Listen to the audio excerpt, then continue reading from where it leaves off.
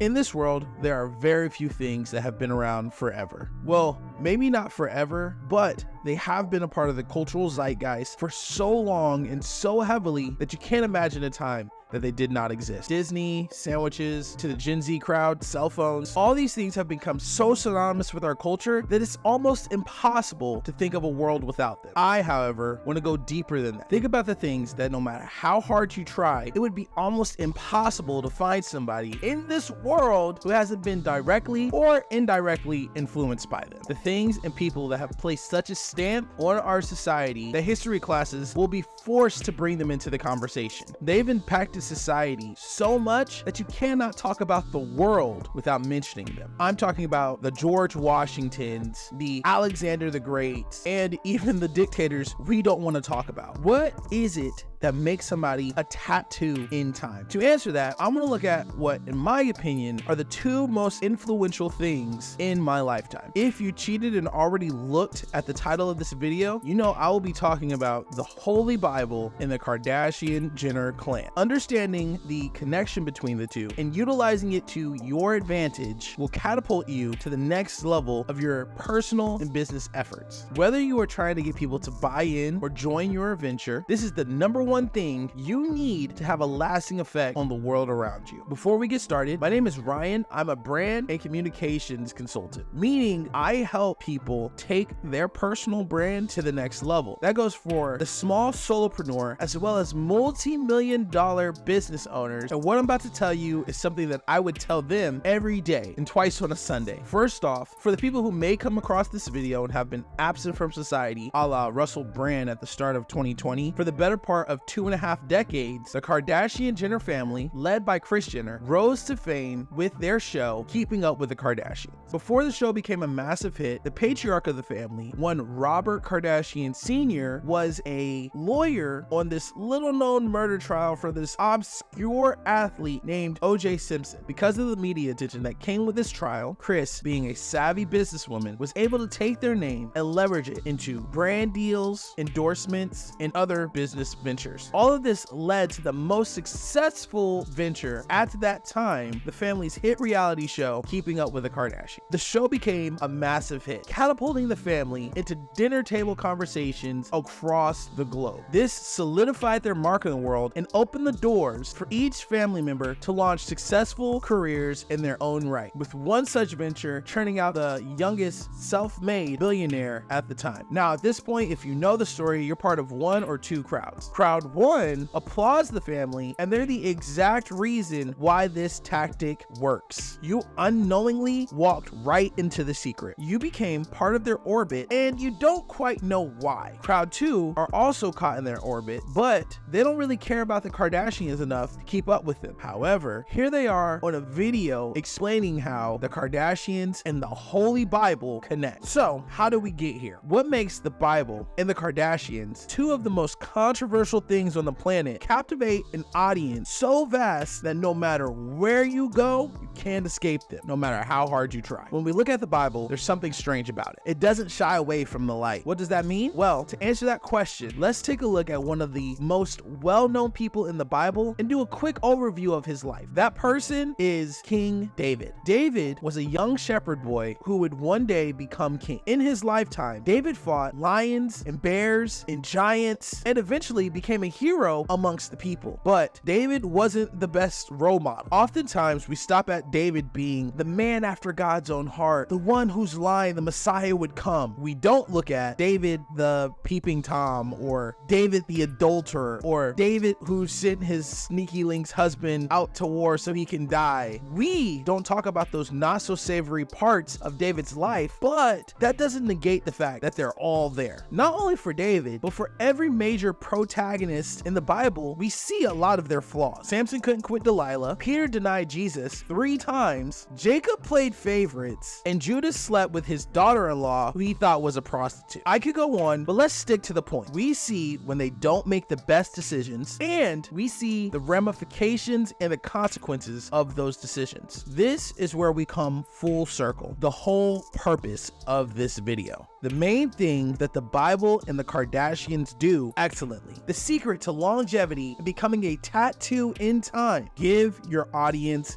access. When you offer your audience access, you allow them to support you. You take them along for the ride. You make them a part of the story. This gives them a stake in the outcome. Keeping Up with the Kardashians has taken a family that some might call talentless and turned them into American royalty. The meticulous documentation of their life for the whole world to see has made us as an audience feel like we're a part of the family. We cry with Khloe when there's infidelity in her relationships. We celebrate with Kim when she has this big legal victory, and we offer our little sister Kylie unwarranted dating advice when she jumps from relationship to relationship. We've gotten so involved with their lives that we are either praying for them to succeed or we're hoping that they fail. We know them intimately. The same can be said of the Bible. God, being the real author of the book, led the men to write everything out. Every flaw of man, every victory, every loss, every joy, every sadness, everything that shows God's dealings with humans had the sole purpose of getting us to know him intimately. With intimacy, we breed friendships. And to put it simply, we all want to see our friends win. We love to see them succeed and we hate to see them fail. Their success is, in a way, our success. And we get a dopamine hit once they strive towards victory. Your whole goal with your communications, your branding, your social media presence should be to make your audience your friends. Once they become your friends, they'll be willing to support you until the wheels fall off. The best way to make friends is to show yourself friendly. Easiest way to show yourself friendly, give them access. By giving your audience access to your story, your struggles, and your triumphs, you create a sense of connection that transcends time. Sharing your vulnerability fosters a sense of shared purpose, and it motivates your audience to root for you. Remember, people don't care to support businesses or ideas. They support the people behind the businesses and the ideas. So open the door, allow your audience in, and allow them to be invested in your part of the story. Thank you for watching. And if you enjoyed this video, share with 3 more people that you believe